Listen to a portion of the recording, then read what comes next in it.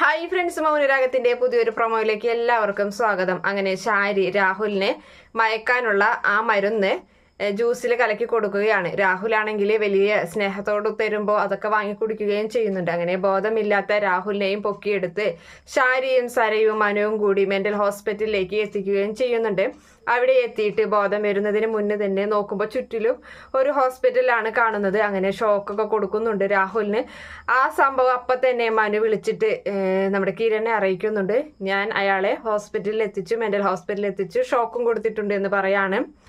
അങ്ങനെ അയാൾക്ക് വീണ്ടും വീണ്ടും ഷോക്ക് കൊടുത്തോണ്ടിരിക്കുകയാണ്. അയാൾക്കുള്ള ശിക്ഷ ഇടയ്ക്കിടയ്ക്കായിട്ട് ഷോക്കിലൂടെ തന്നെയാണ് കൊടുക്കുന്നത്. അതിനിടയിലാണെങ്കിൽ നമ്മുടെ പ്രകാശനാണെങ്കിൽ പറയുന്നുണ്ട്, ഞാൻ അനുവദിച്ചു തരില്ല, എൻ്റെ മോനെ ചതിച്ചതിന് ഞാൻ എന്തായാലും മറുപടി കൊടുത്തിരിക്കും എന്നൊക്കെ പറഞ്ഞിട്ട് വേഗം തന്നെ ശാരിയെയും സരയുനൊക്കെ ഇടയിൽ കാണുന്നുണ്ട്. അതിനുശേഷം അവരെല്ലാവരും ചേർന്ന് കല്യാണിയെ സോണിയൊക്കെ ഇല്ലാതാക്കാനുള്ള ഗൂഢാലോചനയൊക്കെയാണ് നടത്തുന്നത്.